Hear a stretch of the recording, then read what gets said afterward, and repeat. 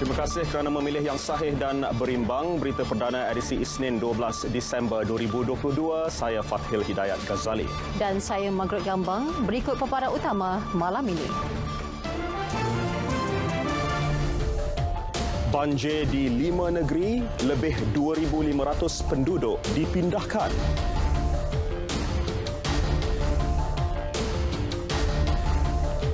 Status 4 ahli Parlimen Bersatu Sabah keluar parti diputuskan Speaker Dewan Rakyat.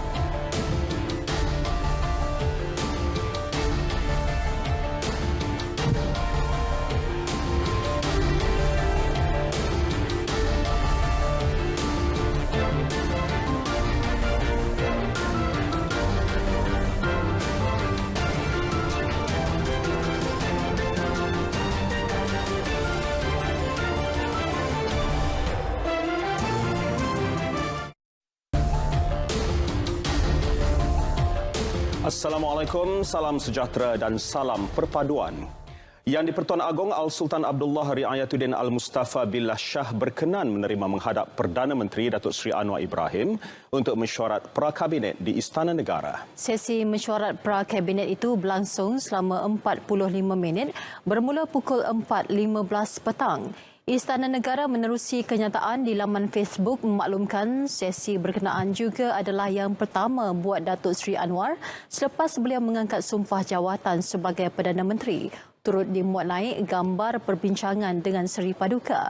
Mesyuarat pra-kabinet adalah antara aktiviti mingguan atau rutin utama Seri Paduka untuk berbincang dan bertukar pendapat bersama Perdana Menteri berkenaan urusan serta isu berkaitan kerajaan.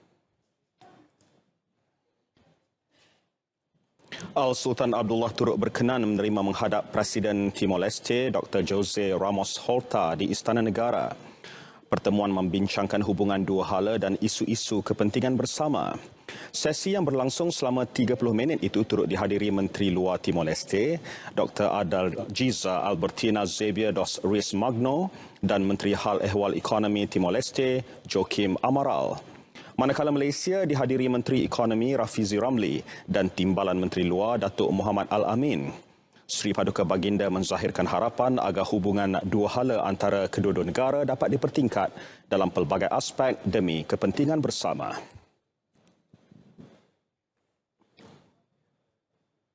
Terdahulu, Perdana Menteri menerima kunjungan hormat Dr. Jose Ramos Horta di Seri Perdana Putrajaya. Antara fokus perbincangan menilai kemajuan kerjasama antara kedua-dua negara selain meneroka ruang bekerjasama yang baharu.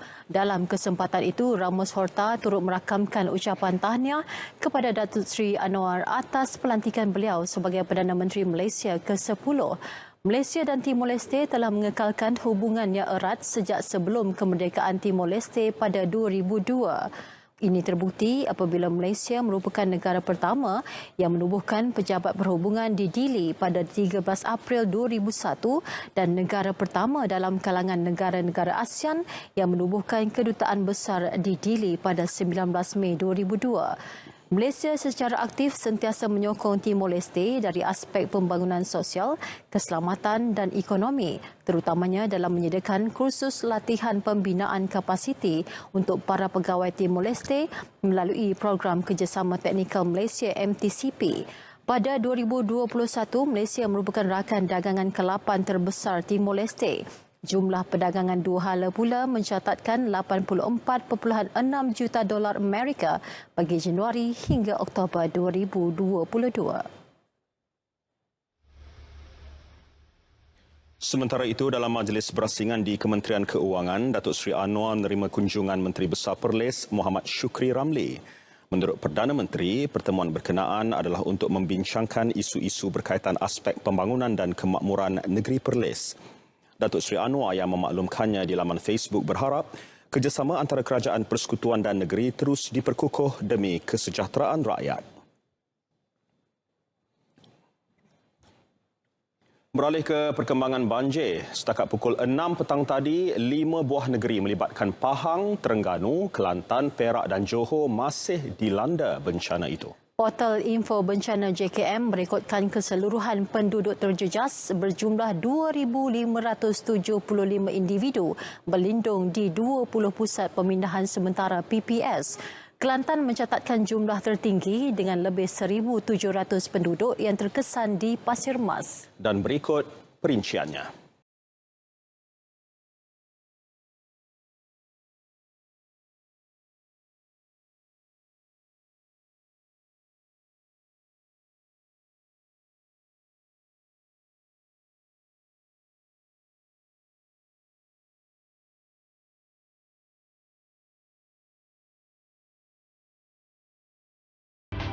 Bagi mendapatkan perkembangan banjir di Kelantan, kita langsung sahaja bersama wartawan Amirul Hafiz Rosli di Pasir Mas. Ya, silakan Amirul.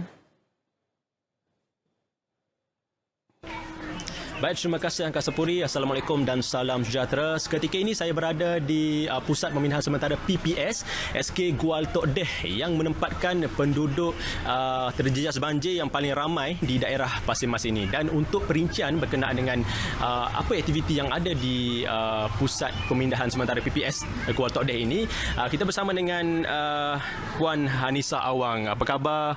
Baik. Saya panggil Mak Cik deh. Macam mana keadaan rumah tu Makcik? Mari sini. Mari sini dalam lah rumahnya. Naik air dalam. Kira air tu naik di parah mana Makcik? Parah ni lah apa kepala lah. Parah dap. Bagi-bagi kan? Bagi-bagi usap habis lah. Mati. Aktiviti yang ada di Pusat Pemindahan Sementara ni, saya rasanya ramai orang kata menarik je deh. Aktiviti okey lah sini. Sibuk saya. Makan bagus lah. Cara makan layan. Jaga molek. Berapa kali sehari makan? 3 kali sehari. Pagi, hari, petang. Berat lah tu. Berat. Kalau ringgit-ringgit? Pengen je bos selalu dah. Kuih dalam tu. Dalam tu. Sekali nasi sekali. Buah. Family mari sini? Ramah. Berapa orang? Semua ni mari ni.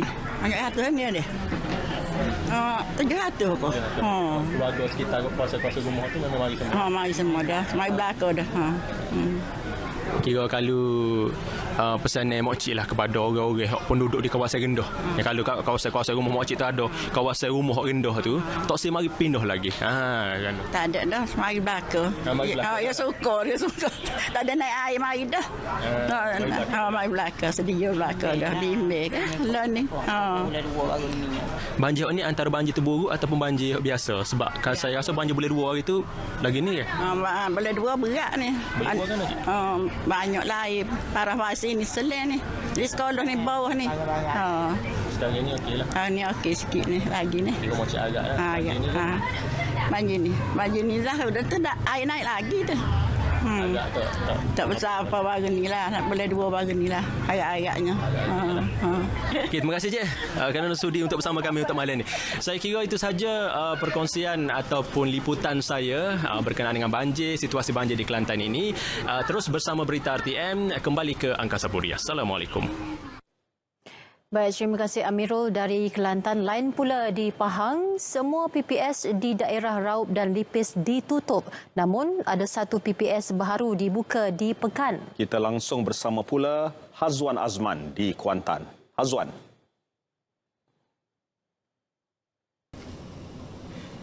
Assalamualaikum, salam sejahtera dan salam perpaduan. Perkembangan banjir di Pahang pada ketika ini mula menunjukkan tanda positif apabila kesemua pusat pemindahan sementara PPS yang menempatkan penduduk terjejas banjir di daerah Raub dan Lipis ditutup sepenuhnya pada petang tadi. Menurut Portal Info Bencana Jabatan Kebajikan Masyarakat, pada ketika ini seramai 451 orang penduduk daripada 131 buah keluarga masih ditempatkan di 4 PPS. Kesemua penduduk terlibat banjir tersebut membabitkan daerah Temeloh, Bera dan Terbaru di Pekan, di mana sebuah PPS dibuka hari ini yang menempatkan 46 penduduk daripada 10 buah keluarga di PPS SK Sinar Mutiara Sungai Miang.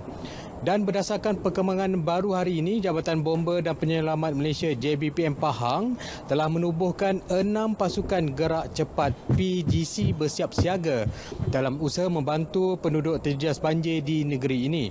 Pengarah JBPM Pahang, Datuk Dr. Wan Muhammad Zaidi Wan Isa memaklumkan pasukan berkenaan ditempatkan di 6 daerah iaitu Kuantan, Pekan, Maran, Temerloh, Bentong dan Raub. Bagaimanapun katanya, penugasan dan pengoperasian pasukan itu tidak tertumpu di lokasi penempatan sahaja tetapi boleh digerakkan di seluruh kawasan mengikut keadaan. PGC yang dianggoti 6 orang dan dilengkapi peralatan menyelamat serta kenderaan termasuk bot bagi operasi menyelamat kali ini. Baik, saya kira itu saja perkembangan semasa situasi banjir di Pahang ketika ini. Kembali bersama rakan penyampai di studio. Azwan di Kuantan, terima kasih. Di Terengganu pula, penduduk terjejas banjir berkurangan kabarnya. Ya, perinciannya bersama Jamilah Hanim Jamil di Kuala Terengganu. Jamilah, silakan. Ya, penurunan yang direkodkan itu berikutan cuaca yang agak baik sepanjang hari ini. Dan untuk ketika ini, saya bawakan pengarah Yayasan Dakwah Islamiah Malaysia, Yadim Negeri Terengganu, Encik Nasrul Hadi Saidin. Jadi, terima kasih kerana bersama kami. Jadi, Encik Nasrul boleh kongsikan. Petang tadi, ramai penduduk terjejas banjir yang telah dibenarkan pulang. Jadi, itu antara langkah proaktif yang diambil Yadim untuk menyantuni mereka. Boleh ceritakan? Baik. Terima kasih RTM. Pertamanya Yadim ingin mengucapkan takziahlah kepada semua masa-masa banjir yang ditimpa musibah. Dan kita difahamkan pada petang tadi sudah ada penurunan. Jadi antara langkah proaktif yang Yadim ambil, kita bersegera untuk penghantaran barang-barang sumbangan. Dan Alhamdulillah sudah 4 PPS di Kuala Nerus dan juga Kuala Terengganu ni kita sampai. Dan ini di SK Atas Tol. Kita bawa sumbangan ke PPS kepada setiap mangsa banjir. Dan seterusnya lepasnya kita akan ke rumah masing-masing lah untuk berjumpa mereka yang tidak berpindah ataupun mungkin yang ada masalah-masalah kesihatan dan sebagainya untuk kita santuni mereka ni. Secara keseluruhannya, berapa banyak ini peruntukan oleh Yadim Terengganu sendiri untuk menyantuni penduduk terjejas banjir kali ini? Untuk peringkat awal ni memang kita bersedia dengan peruntukan yang agak sederhana lah, lebih kurang RM10,000 lah untuk peringkat awal. Dan kit yang kita sediakan pun untuk peringkat awal ni dalam 300 unit untuk kita tengok perkembangan semasa masa banjir. Dan selebihnya kita tengok perkembangan semasa, kita dah bersedia untuk beberapa tindakan sekiranya berlaku banjir lebih besar lah di masa depan. Dan kita bersedia juga untuk bawa tim mobile untuk memasak di lokasi dan juga tim memasak burger untuk menyantuni mereka di PPS secara percuma daripada 8 malam, daripada 5 petang sehingga 10 malam insya-Allah. Kalau berlaku banjir lah, tengok perkembangan semasa. Terima kasih. Itulah tadi antara sedikit perkongsian mengenai inisiatif yang dilakukan Yadim dalam menyantuni penduduk terjejas banjir khususnya yang telah dibenarkan pulang dan juga yang masih berada di PPS. Rakan tugas, kelebihan anda silakan. Jamilah Hanim Jamil di Kuala Terengganu. Terima kasih. Seterusnya, kita ikuti perkembangan cuaca semasa seluruh negara bersama Pegawai Met Malaysia Nur Syazlinda Hanif. Silakan. Assalamualaikum dan salam sejahtera. Kita mulakan laporan cuaca pada hari ini dengan memberi penumpuan kepada amaran yang sedang berkuat kuasa, iaitu amaran hujan lebat berterusan, peringkat waspada dan juga peringkat buruk. Bagi peringkat buruk, itu meliputi bahagian utara negeri Kelantan dan juga keseluruhan negeri Terengganu. Manakala bagi amaran hujan lebat berterusan peringkat waspada melibatkan kawasan di sekitar Jeli, Kuala Kerai dan juga Gua Musang. Amaran ini berkuat kuasa sehingga 12 Disember 2022. Selain daripada itu, Met Malaysia juga telah mengeluarkan amaran angin kencang dan juga laut bergelora bagi kategori pertama, kedua dan juga ketiga. Ini melibatkan kawasan perairan yang telah ditandakan dengan warna kuning, jingga dan juga merah. Amaran ini berkuat kuasa sehingga 15 Disember 2022 dan harus diingatkan kepada orang ramai bahawa keadaan ini amat berbahaya bagi kesemua aktiviti laut, terutamanya bot-bot kecil, feri dan juga sebarang aktiviti menangkap ikan. Baik, seterusnya kita lihat pula kepada paparan gemerada pada ketika ini. Tinjauan cuaca semasa menunjukkan keadaan hujan berserta ribut petir berlaku di hampir keseluruhan negeri di semenanjung Malaysia, terutamanya melibatkan kawasan di sekitar tengah dan juga pantai timur semenanjung Malaysia. Untuk keadaan hujan di sekitar barat negeri Perak, dan juga di sekitar Gua Musang dan juga pedalaman negeri Pahang. Keadaan hujan ini kita jangkakan boleh berlarutan sehingga ke tengah malam, manakala bagi hujan di satu dua tempat melibatkan kawasan di sekitar negeri Sembilan, Melaka dan juga Johor, kita jangkakan untuk keadaan hujan boleh beransur reda dalam tempoh masa 2 hingga 3 jam sahaja lagi. Baik, seterusnya kita lihat pula keadaan cuaca di sebelah Malaysia Timur pula. Dilihat di sini hujan dan ribut petir masih lagi sedang berlaku melibatkan kawasan di sekitar barat negeri Sarawak dan juga sedikit di bahagian pedalaman. Juga turut dilihat keadaan hujan masih memasuki di kawasan Limbang negeri Sarawak dan keadaan hujan ini kita jangkakan boleh berlarutan sehingga ke tengah malam nanti. Manakala bagi negeri Sabah boleh dilihat di sini keadaan hujan di sebelah pedalaman dan juga Sandakan dan Tawan ini dalam keadaan yang hampir reda, manakala keadaan hujan yang baru terbentuk di sekitar pantai barat ini dijangka boleh berlarutan sehingga ke tengah malam.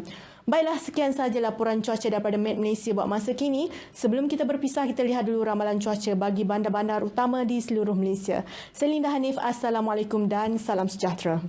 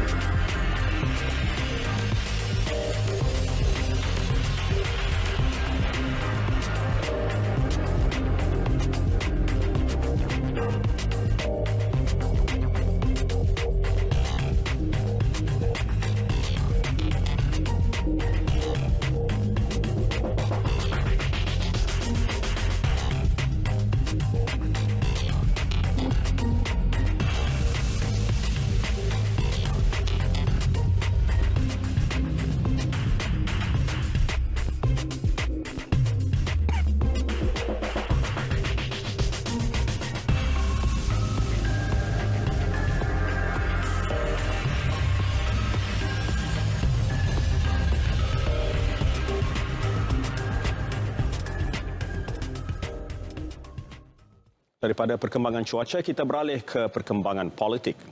Menteri di Jabatan Perdana Menteri Undang-Undang dan Reformasi Institusi, Datuk Seri Azalina Osman Said menunggu laporan rasmi daripada Peguam Negara berhubung status 4 ahli Parlimen Bersatu Sabah yang mengumumkan keluar parti semalam. Keputusan muktamad berhubung perkara berkenaan terpulang kepada Speaker Dewan Rakyat berdasarkan perkara 49A Perlembagaan Persekutuan. Bahawa bagi saya tunggu laporan rasmi pandangan legal opinion daripada Pejabat Peguam Negara dan AG Sabah. Sebab Sabah ni kadang equation dia lain. Kedua, saya rasa dalam perkara 49A, keputusan muktamad adalah speaker dalam masa 21 hari selepas notis diberikan kepada beliau. Tetapi dalam pindah perlembagaan itu diletakkan beberapa syarat untuk membuat kepastian. Jadi luar pada bidang kuasa saya untuk memberikan komen. Tapi saya menunggu laporan kajian undang-undang legal opinion daripada pihak Peguam Negara dan AG Sabah. Beliau menjelaskan demikian selepas menyempurnakan majlis penutup Forum Hari Hak Asasi Manusia 2022 di Ibu Negara. 4 pemimpin Bersatu Sabah yang mengumumkan keluar parti melibatkan Datuk Armizan Ali Papa, Khairul Firdaus Akbar Khan Batu Sapi, Datuk Jonathan Yassin Ranau dan Datuk Mat Pali Musah Sipitang. Sementara itu, keputusan Perdana Menteri mengadakan usul undi percaya terhadapnya pada sidang Dewan Rakyat minggu depan adalah hak prerogatifnya sebagai Ketua Majlis. Jelas Datuk Seri Azalina, berdasarkan sistem Westminster, sesiapa sahaja boleh mengusulkan undi percaya pada bila-bila masa. For him, even though he's already got the decree from the King, and there is a grand coalition and he wants it to be from the floor, I think we have to respect his decision. And he is a brave man because he wants the MPs to show their support to him. I mean, that's his prerogative as Ketua Majlis.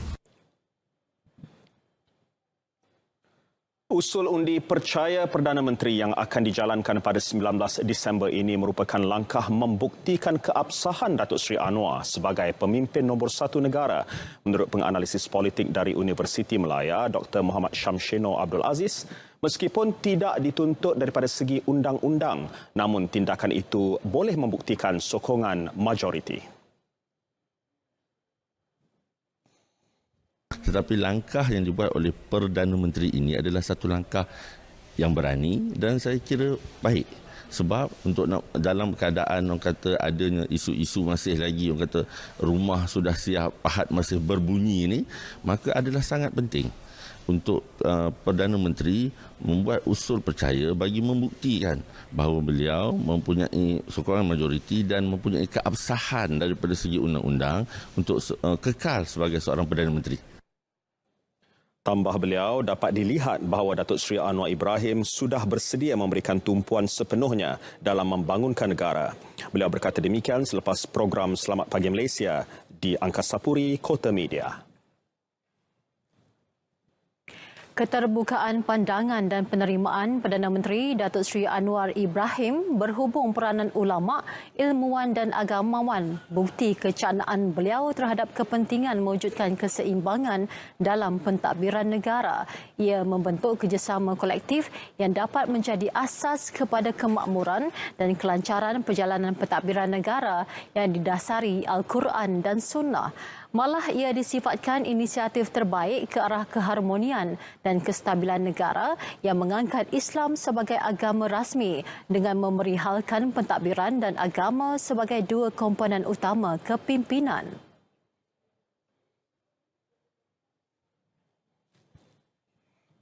Kita sebagai rakyat awam dan juga masyarakat yang berada di bawah pimpinan yang membuat Perdana Menteri harus melihat apa peranan kita bersama untuk memastikan bahawa kelancaran pentadbiran dan juga kebajikan masyarakat dapat direalisasikan dengan dibantu oleh ulama-ulama kita dengan pandangan berasaskan kepada hukum dan berteraskan kepada Al-Quran dan Islam.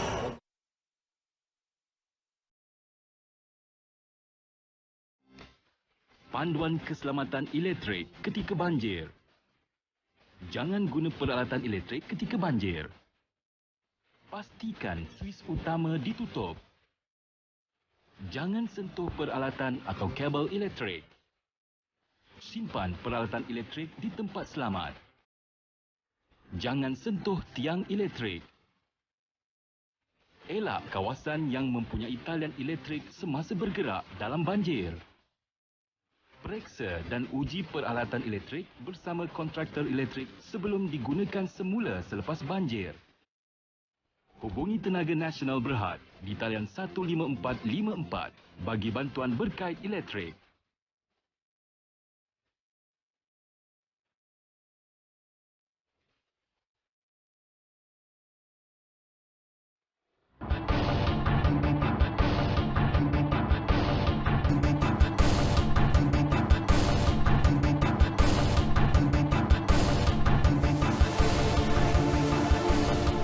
Bersua kembali.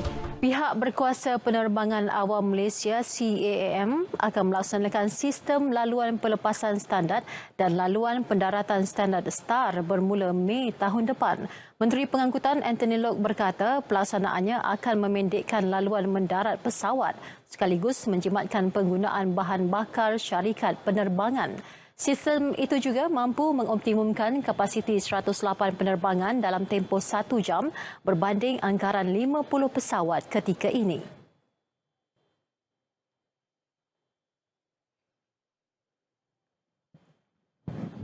Kalau ini dapat dilaksanakan dengan baik, maka mereka boleh melihat bahawa perjalanan mereka lebih efektif, lebih pantas kalau pesawat boleh mendarat tepat pada waktunya ataupun lebih cepat daripada jadualnya, maka waktu penerbangan lebih pendek. Jadi ini sudah tentu menggembirakan penumpang-penumpang. Setiap penumpang mengambil pesawat sudah tentu berharap dapat tiba di destinasinya tepat pada waktunya. Beliau menjelaskannya selepas melawat kompleks Pusat Kawalan Trafik Udara Kuala Lumpur di Sepang. Menerusi inisiatif itu, ia berupaya menyumbang kepada pengurangan pelepasan karbon dalam membantu penjagaan alam sekitar. Sementara itu, Kementerian Pengangkutan juga telah meminta syarikat penerbangan menambah kekerapan penerbangan, terutama pada musim perayaan.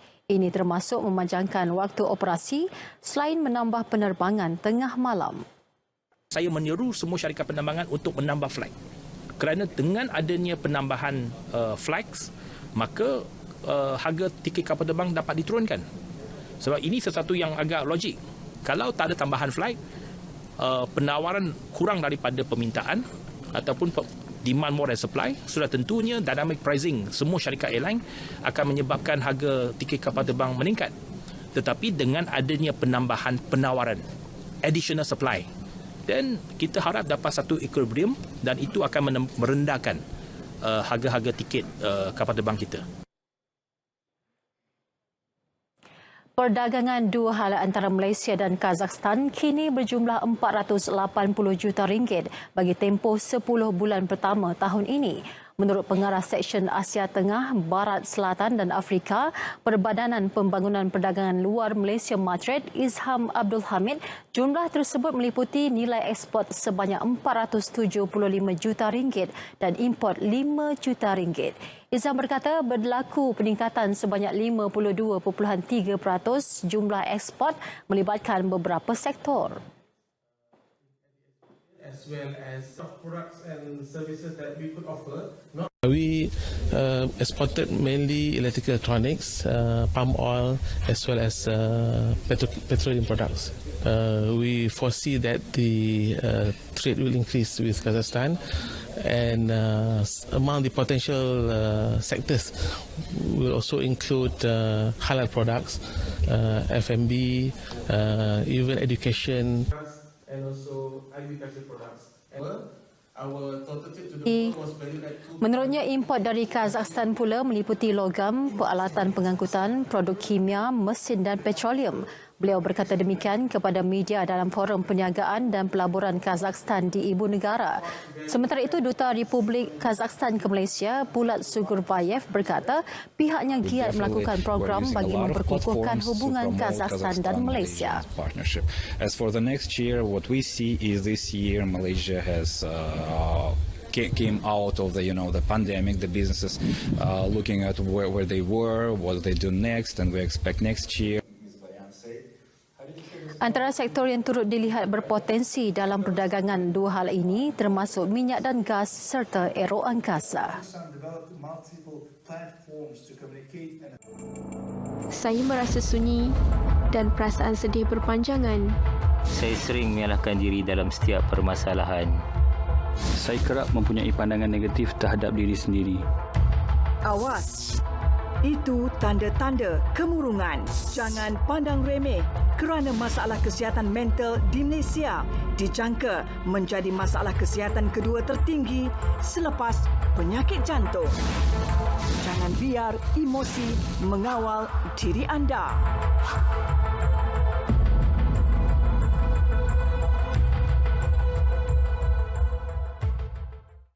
Bertemu kembali. Kementerian Pertanian dan Keterjaminan Makanan memerlukan sedikit masa mencari penyelesaian jangka panjang menangani isu kekurangan bekalan telur ayam di pasaran. Timbalan Menterinya Chan Fong Hin berkata ia membolehkan penelitian mencakupi semua aspek dilakukan bagi mendapat solusi terbaik dan bukannya menangani isu secara tergesa-gesa.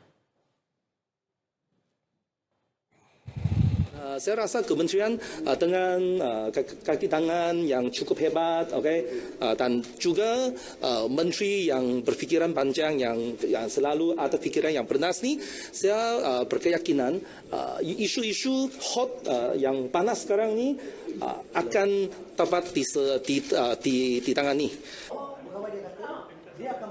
Berpendapat keterjaminan makanan merupakan isu global dan negara tidak terkecuali dalam memastikan bekalan makanan mencukupi. Pada masa sama, Fong Hin turut memberi tumpuan kepada pembangunan sektor pertanian di Sabah dan Sarawak. Sabah dan Sarawak merupakan kedua-dua wilayah di mana bumi yang cukup meluas, dan saya rasa banyak jenis tanaman boleh dibuat di sana lah. Dan kesemua ini akan menyumbangkan ke arah keterjaminan makanan. Boleh. Beliau ditemui di pejabatnya siang tadi selepas mengimbas kad perakam waktu sebagai simbolik memulakan tugas. Ya, KBS mengalu-alukan kedatangan timbalan menteri baru. Ada perincian lanjut bersama dengan Nazri Fahmi dalam edisi sukan. Silakan. Nazri.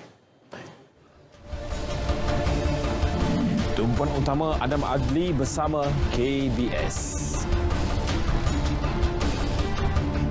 Skor Argentina harus dihentikan secara menyeluruh.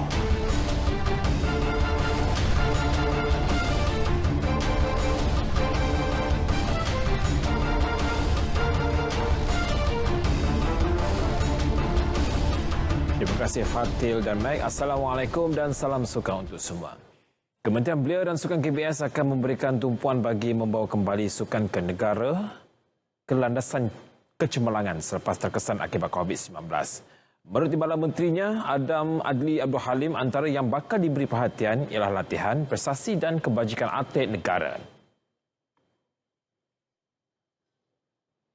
Dan cabarannya adalah untuk memastikan everything is back on track. Selepas tu lama sekali kita tengok COVID memberi kesan kepada banyak sukan, baik dari segi latihan, prestasi maupun juga sebanyak kebajikan para atlet yang mana sangat terkesan. Yang ini kita harus pastikan back on track. Begitu juga pengajuran banyak masyarakat sukan yang saya percaya sekarang mula bangkit kembali. Jadi kita harus catch up sedikit selepas ketinggalan terutama 2 tahun di bawah COVID yang banyak memberi kesan. Itu ada lain yang harus lebih tumpuan cabaran yang perlu Beliau berkata demikian dalam sidang media pertama selepas melaporkan diri secara rasmi di Menara Kementerian Belia dan Sukan KBS hari ini. Turut hadir timbalan Ketua Setiausaha Pengurusan KBS Abdul Hassan dan Ahli Mesyuarat Pengurusan Tertinggi KBS. Dalam pada itu, Adam Adli akui pihak KBS akan terus memperkasakan e-sukan. Jelas beliau sukan berkenaan telah berkembang pesat dalam tempoh 5 tahun kebelakangan ini. Kita pun dah dimaklumkan bahawa apa dasar-dasar baik yang telah pun dimulakan, termasuk dasar yang untuk memperkasakan e-sport, itu memang kita bukan saja kekalkan, malah kita perkembangkan supaya pelaksanaannya jauh lebih baik dan efisien, dan tentu sekali kita dapat tengok ia meningkat lebih maju sekali. Beliau ditemui selepas majlis penyampaian hadiah kejohanan Mobile Legends Semi-Pro MSPC 2022 di Damansara. Kejohanan yang telah memasuki tahun kedua ini menawarkan hadiah wang tunai keseluruhan berjumlah RM20,000. Isu melibatkan permit bekerja bagi pemain dan jurulatih dari luar negara diharap dapat diselesaikan dengan segera. Ketika ini, khidmat mereka banyak digunakan di peringkat profesional dan semi-profesional melibatkan permainan e-sukan. Menurut pengarah pasukan Magnus Esports Syahirul Alfian, disebabkan tiada satu mekanisme khusus, kesukaran dan tempoh yang lama menguruskan permit berkenaan telah merugikan pasukan. Ia susulan pemain dan jurulatih berkenaan berada di Malaysia hanya untuk tempoh sebulan menggunakan pas lawatan sosial berbanding tempoh yang lama jika menggunakan permit kerja. Tiada guideline untuk kita, untuk daripada menonton sendiri, mungkin daripada Association e-sport untuk memberi guideline yang betul macam mana kita cara dia mau ambil player, macam mana kita mau ambil coach. Kita tak tahu macam mana kita nak ke siapa, nak tanya siapa, nak tanya immigration terus ke macam mana, sebab dalam e-sport ni kita very new, masih baru, kita tak ada dalam kategori pun dalam immigration. Ketua Jurulatih Skor Hoki Lelaki Negara A. Arus Hevaras tidak gusar dengan dua pemainnya yang mengalami kecederaan serius ketika kempen Piala Hoki Negara-Negara baru-baru ini. Jelas beliau hanya Nick Aiman Nick Rozimi akan diketepikan akibat kecederaan ACL, manakala Shelo Silverius dijangka kembali selepas menjalani pembedahan di bahagian tangan kiri. Shelo dah menjalani pembedahan, so cuma tangan dia, so kaki dia boleh jalan lagi, dia masuk gym. Mungkin untuk tangan dia, untuk dia boleh pegang kayu mungkin dalam bulan 2 minggu. So kita kena monitor dia. But Nick Aiman is definitely out. Dalam pada itu, Arus Sevaras turut memaklumkan kehadiran Marhan Jalil dan Muhammad Syahril Saabah yang kembali memperkuatkan pasukan. Sementara itu, pemain kebangsaan Muhammad Jalil akui dia perlu kembali ke tahap prestasi terbaik seandainya mahu menyertai skuad negara pada Piala Dunia FIH 2022 di India. Marhan sebelum ini diketepikan dalam skuad kebangsaan untuk 2 kejohanan kerana kecederaan.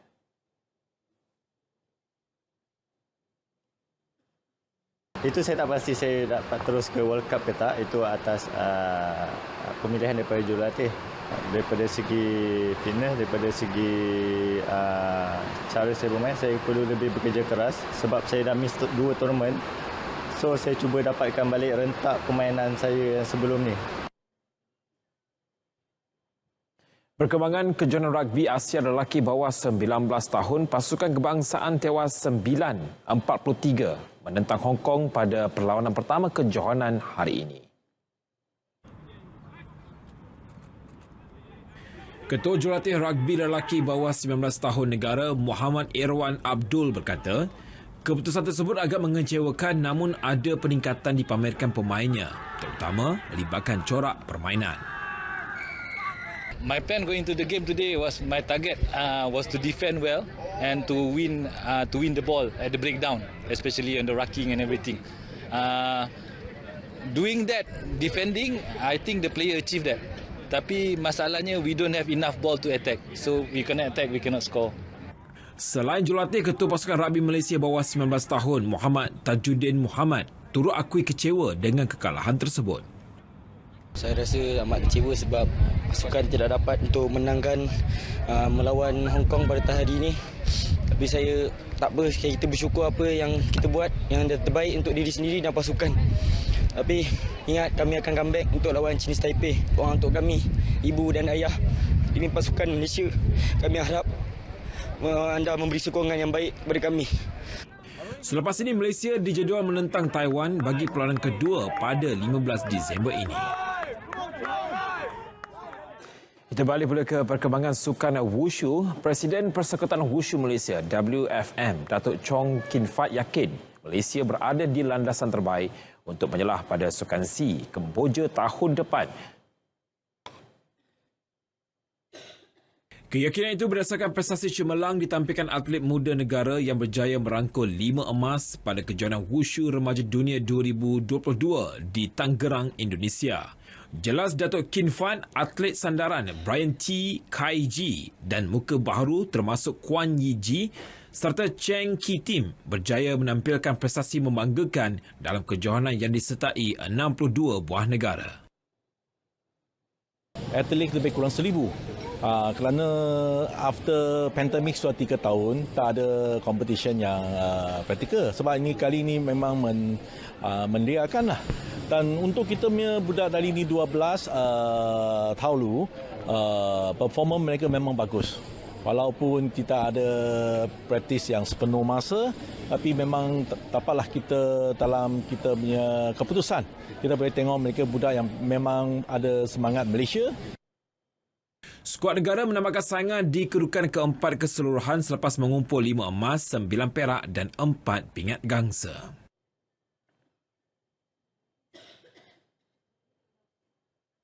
Sementara itu, atlet muda yang semakin meningkat naik, Brian T. Kai Ji, berjaya mencapai sasaran peribadi meraih 2 pingat emas dan 1 perak dalam penampilan kedua beliau pada kejohanan tersebut.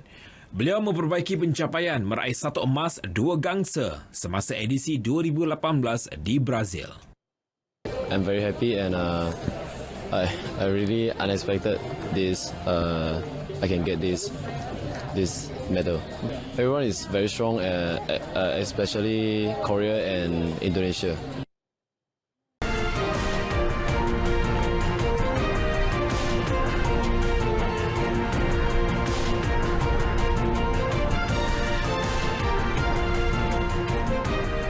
6 orang awam maut manakala 10 yang lain cedera ditembak tentera Taliban di sempadan Afghanistan, Pakistan. Perinciannya dalam rangkuman luar negara. 6 orang awam terbunuh dalam insiden tembakan oleh tentera Taliban di Bandar Chaman di wilayah Balochistan berhampiran sempadan Pakistan. Jurucakap pemerintah wilayah berkata insiden turut membunuh seorang anggota tentera Taliban dan 10 yang lain cedera. Insiden berlaku ketika beribu-ribu rakyat Afghanistan menyeberangi sempadan antara Spin Boldak di Afghanistan dan Chaman di Pakistan. Situasi tegang di sempadan kedua-dua negara semakin memuncak sejak penguasaan Taliban di Afghanistan tahun 2021. Parlimen Korea Selatan meluluskan usul memecat Menteri Dalam Negeri sebagai antara tindak balas terbaru pemerintah terhadap tragedi rempuhan maut di Taiwan 29 Oktober lalu. Lee Sam-min berdepan tekanan untuk meletakkan jawatan berikutan insiden yang mengorbankan 156 orang dan mencederakan 152 yang lain. Usul itu meraih sokongan 182 daripada 183 ahli parlimen dengan seorang berkecuali. Seterusnya diluluskan biarpun Sang-min telah memohon maaf. Namun Presiden Yoon Suk Yeol dijangka menolak gesaan bagi peletakan jawatan menterinya itu. Kapsul angkasa lepas NASA dikenali sebagai Orion selamat mendarat di Pasifik selepas melengkapkan misi Artemis 1 25 hari mengelilingi bulan. Kapsul tanpa kru itu terapung di laut dengan bantuan 3 payung terjun besar sejurus memasuki atmosfera bumi pada kelajuan 40,000 km sejam. Kapsul berbentuk gula-gula getah itu mampu bertahan daripada suhu 2,800 darjah Celsius bertujuan menguji perisai haba Orion yang bakal dinaiki manusia kelak. China menghentikan aplikasi menjejaki kontak rapat sebagai strategi toleransi dasar sifar COVID-19. Aplikasi dikendalikan pemerintah berpandukan isyarat telefon sejak 2 tahun lalu akan ditamatkan secara rasminya esok. Keputusan itu dibuat beberapa hari selepas China mengumumkan penamatan sekatan pergerakan berskala besar, kuarantin mandatori di fasiliti ditetapkan serta perintah wajib saringan. Situasi semasa penularan COVID-19 di negara itu juga telah menunjukkan penurunan mendadak daripada paras tertinggi bulan lalu.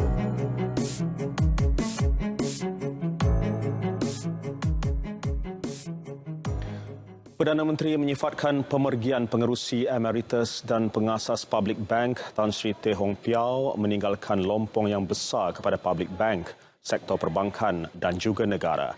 Menerusi hantaran di Facebook, Datuk Seri Anwar Ibrahim mengutuskan takziah kepada keluarga mendiang atas pemergian tokoh perbankan berkenaan.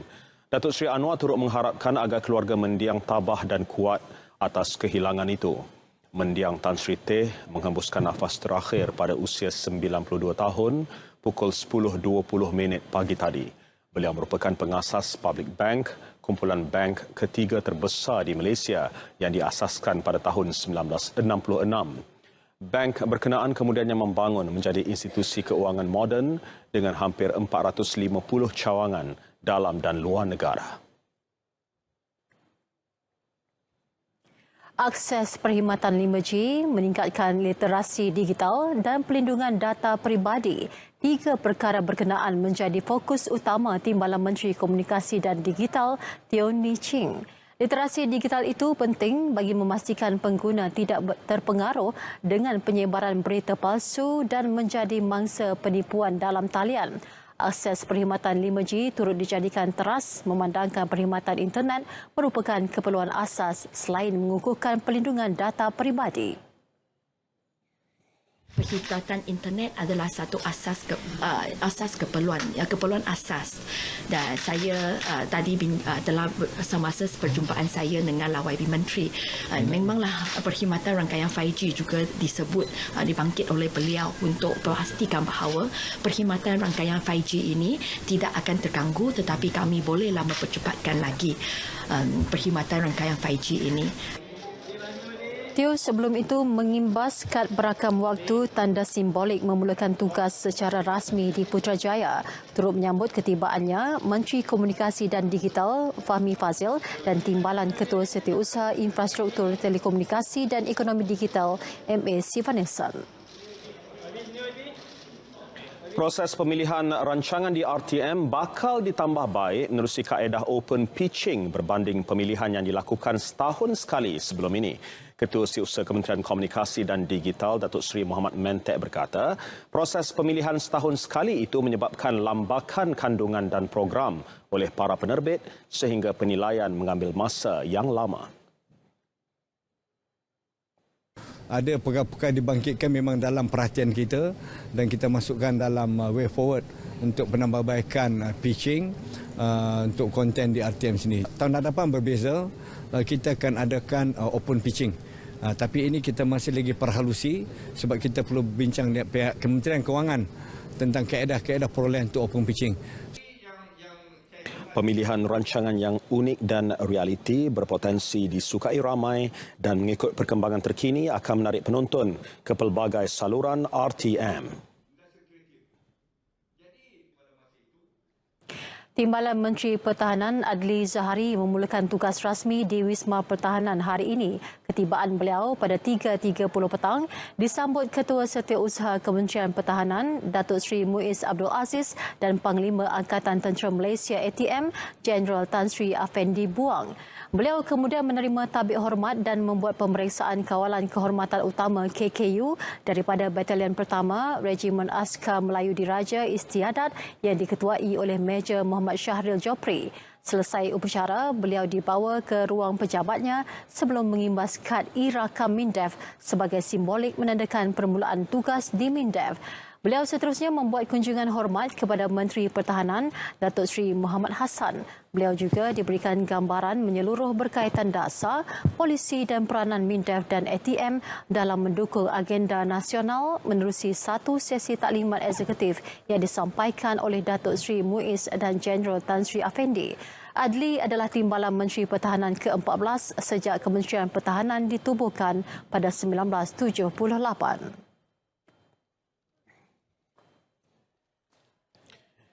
Polis Kedah berjaya menyelesaikan beberapa kes samun bersenjata sekitar Kuala Muda dan Kulim selepas dua penjenayah ditembak mati di Jalan Jeniang, Kalai Gurun, Kelmarin. Dalam kejadian pukul 11 malam itu, suspek warga tempatan enggan memberhentikan kenderaan sebelum dipintas polis. Menurut Ketua Polis Kedah, Datuk Wan Hassan Wan Ahmad, suspek kemudiannya bertindak melepaskan tembakan ketika polis mahu membuat pemeriksaan. Anggota polis terpaksa membalas tembakan untuk mempertahankan diri dengan kedua-duanya maut di lokasi kejadian.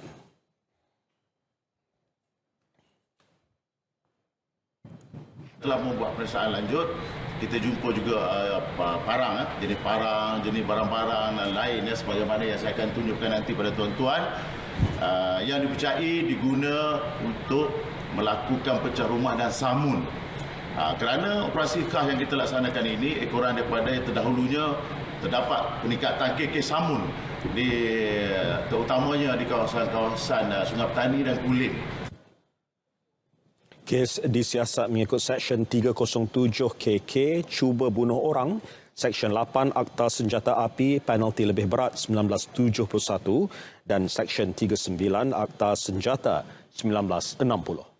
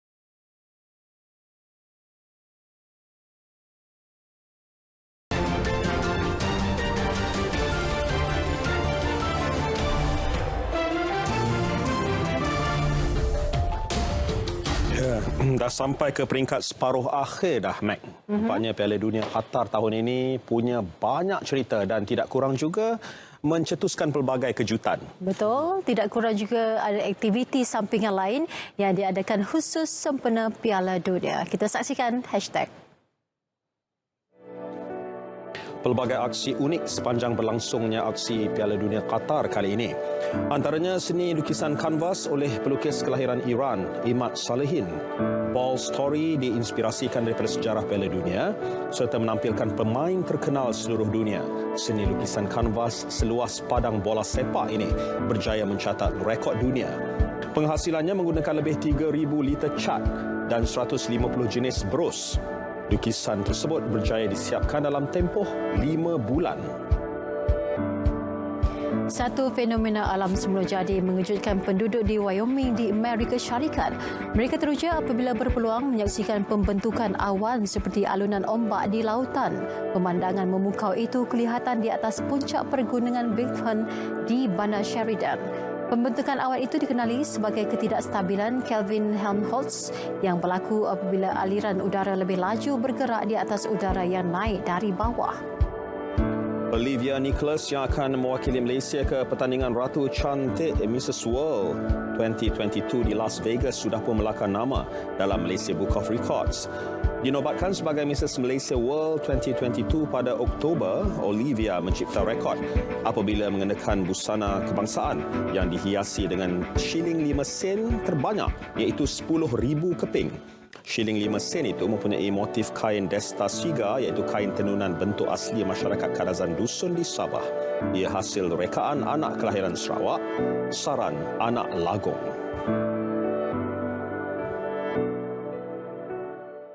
RM10,000 keping, shilling 5 sen. Kalau kira-kira tu dah lepas tu perbelanjaan beberapa hari. Ke Qatar. Ke Qatar tu mungkin tak sampailah. Apapun cerita unik itu menutup paparan berita perdana untuk malam ini untuk edisi 12 Disember 2022. Dapatkan perkembangan sahih sepanjang masa melalui portal berita.rtm.gov.my. Yang sahih di RTM pastinya. Assalamualaikum. Salam sejahtera dan salam perpaduan.